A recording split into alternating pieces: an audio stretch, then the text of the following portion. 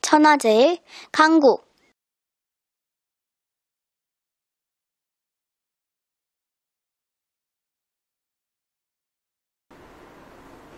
자, 그러면서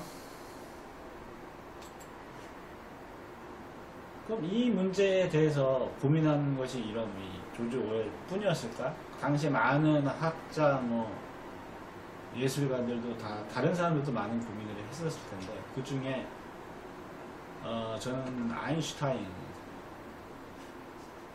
여러분들이 잘 아는 아인슈타인이 왜 사회주의인가라는 책을 썼어요. 글을 썼어요.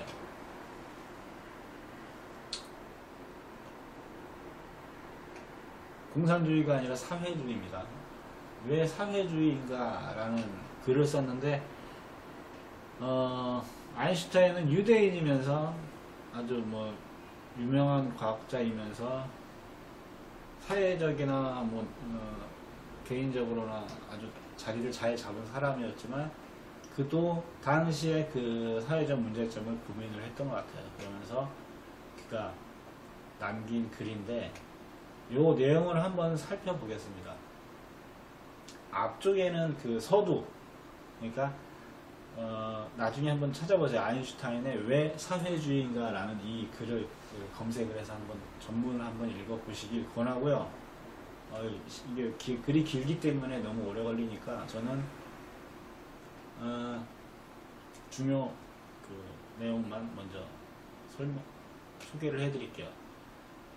왜 이렇게 서문이 길었을까? 아인슈타인도 자신이 사회주의자나 공산주의자로 지목되거나 찍히는 것을 원하지 않았기 때문에 그도 서론에서 이런저런 얘기를 많이 풀었던 것 같아요.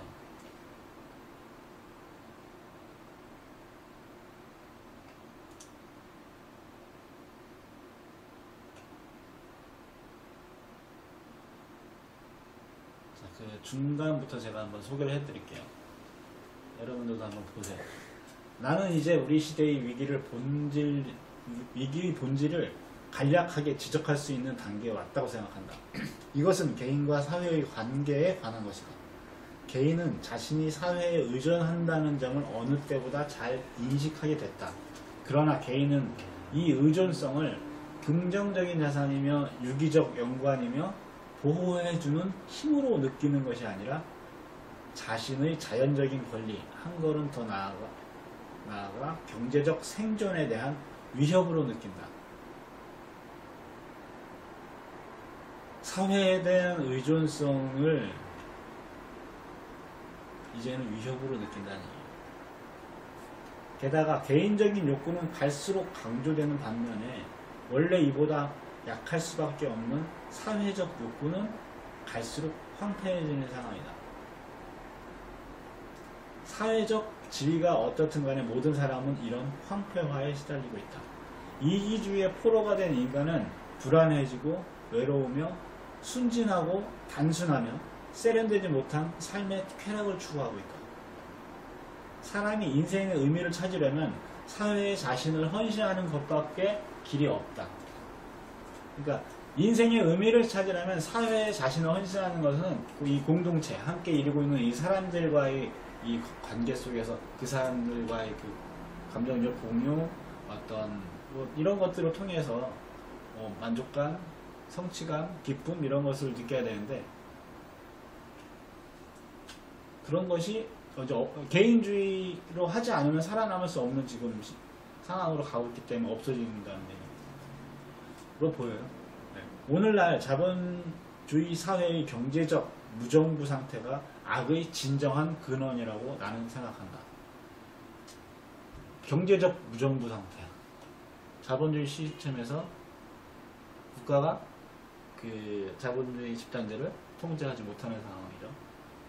우리 앞에는 큰 생산자 집단이 존재한다. 이들은 총체적인 노동의 과실을 강제가 아니라 법적으로 확립된 규칙에 충실해서 빼앗아내려는 노력을 끊임없이 계속하고 있다. 이 관점에서 볼 때 생산수단, 곧 추가적인 자본재뿐 아니라 소비재를 생산하는 데 필요한 총체적인 생산 능력은 대부분 합법적으로 개인의 소유물이라는 점이 중요하다. 단순화를 위해 앞으로 나는 생산수단을 나눠 갖지 못한 이들을 노동자라고 부르겠다. 그러니까 어떤 것을 생산을 하는데 필요한 수단, 뭘 생산, 간단하게 공장을 만들어야 될 거 아니에요. 땅이 있어야 되고, 공장, 건물이 있어야 되고, 기계가 있어야 되고, 그리고 일을 하는 사람들을 부릴 수 있는 돈이 있어야 되고, 그것이 없는 사람들을 노동자로 부르겠다. 이것이 일반적인 용어 사용법에 정확하게 일치하는 것은 아니지만 생산수단을 소유한 사람은 노동자들의 노동력을 사는 위치에 있다. 생산수단을 사용해서 노동자들은 자본가의 재산이 될 새로운 상품을 만들어낸다. 이 과정에서 핵심이 되는 점은 실질 가치로 따진 상품과 임금의 관계다. 노동계약이 자유롭게 이루어지는 한 노동자가 받는 것은 자신이 생산한 상품의 실질 가치에 따라 결정되는 것이 아니라 노동자의 최소한의 필요와 자본가의 노동력 수요에 따라 결정되는데, 이는 일자리를 원하는 노동자 숫자와 관련된다. 이론적으로 임금은 생산한 것의 가치에 따라 결정되지 않는다는 점은 꼭 이해해야 한다. 사적인 자본은 소수에 집중되는 경향이 있다. 이는 부분적으로 자본가들의 경쟁 때문이다. 그러니까 이 두 업체가 경쟁을 하다가 같이 이렇게 공존하는 것이 아니라 한 업체가 앞서 나가면 한 업체는 점점 매출이 줄어들면서 나중에 문을 닫게 되면 이 업체가 이제 혼자 가듯이.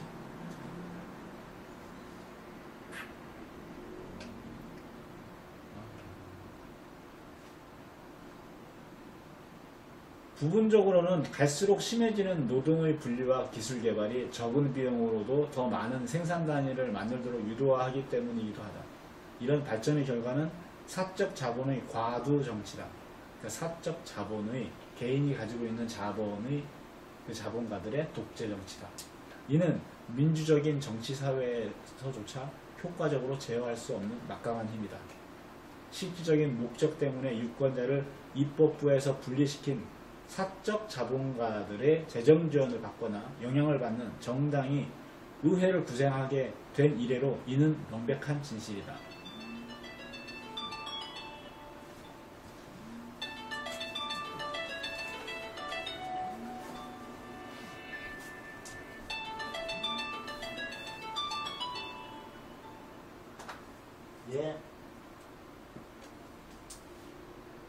지금 사무실 녹음 좀. 예. 네, 알겠습니다.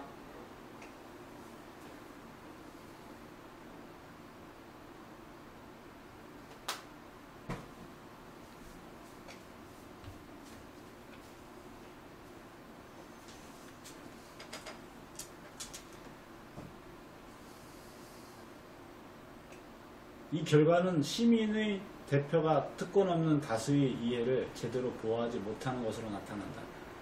게다가 현재의 조건에서는 사적 자본가들이 피치 못하게 주요 정보원, 언론, 라디오, 교육 등을 직접 간접적으로 지배한다. 그래서 시민 각자가 객관적인 결론을 얻어 자신의 정치적 권리를 현명하게 활용하기는 너무나 어렵고 대부분의 경우 불가능하다. 자본의 사적인 소유에 기초한 경제가 지배하는 상황의 특징은 다음 두 가지다. 첫째로 생산수단을 개인이 사적으로 소유하며 소유자는 자신이 적당하다고 생각되는 대로 처분한다. 둘째로 노동계약은 자유롭게 이루어진다. 물론 이런 관점에서 완전한 자본주의 사회는 없다. 특히 올해는 힘겨운 정치투쟁을 통해 노동자들이 조금은 개선된 자유노동계약을 특정한 노동자 집단에 적용하도록 하는데 성공했기 때문이다. 그러나 전체적으로 보면 현재 경제는 순수한 자본주의와 크게 다르지 않다. 즉 자본가들이 지고 흔드는 경제와 다르지 않다. 생산은 사용하기 위해서가 아니라 이익을 내기 위해 이루어진다. 일할 능력이 있고 의사도 있는 사람이 모두 일자리를 얻는 장치는 없다. 실업자 군대는 언제나 존재한다. 노동자는 상시적으로 실업을 걱정한다.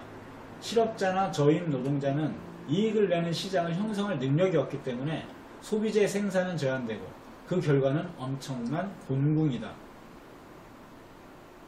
이건 물건을 살 능력이 없는 이들이 많기 때문에 그만큼 자본가는 생산을 줄이고 이는 또다시 가난한 이들이 물건을 사기 어렵게 만든다는 뜻. 기술 진보는 노동의 짐을 덜어주는 것이 아니라 실업만 증가시키는 결과를 종종 낳는다. 자본가들의 경쟁과 연관된 이윤 동기야말로 자본 축적과 활용의 불안정과 그 결과로 나타나는 심각한 경기 침체의 원흉이다. 무한 경쟁은 노동의 엄청난 낭비를 유발하며 내가 위에서 언급한 개인들의 사회의식을 불구로 만든다. 무한 경쟁 체제는 사회의식을 불구로 만든다. 개인을 불구로 만드는 것은 내가 보기에 자본주의의 최대 악이다. 이 악 때문에 우리의 교육체계 전반이 고통을 겪고 있다. 과장된 경쟁을 벌이는 태도가 학생들에게 주입됐고 그래서 학생들은 미래 직업을 위한 성공을 숭배하게 됐다. 이런 악을 제거하는 길은 오직 하나뿐이라고 나는 확신한다. 그것은 사회적 목표를 추구하는 교육체계를 동반한 이른바 사회주의 경제를 확립하는 것이다. 이런 경제에서는 생산수단을 사회 전체가 소유하며 계획된 방식으로 활용한다. 생산을 사회의 필요에 맞추는 계획경제는 일감을 일할 능력이 있는 모든 사람에게 분배할 것이고 모든 사람에게 생활을 보장할 것이다. 개인의 교육은 현재 우리 사회의 힘과 성공을 칭송하는 대신 자신의 타고난 능력을 신장하고 동료들에 대한 책임감을 자신 속에 심으려 시도하는 형태가 될 것이다. 그럼에도 계획경제가 아직은 사회주의가 아니라는 점을 기억해야 한다.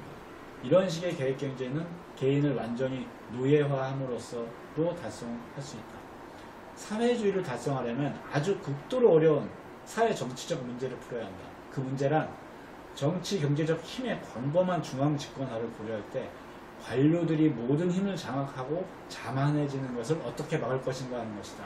또 개인의 권리를 어떻게 보호하고 이를 바탕으로 관료의 권력에 맞서는 민주적인 평형추를 어떻게 확보할 것인가 하는 문제다.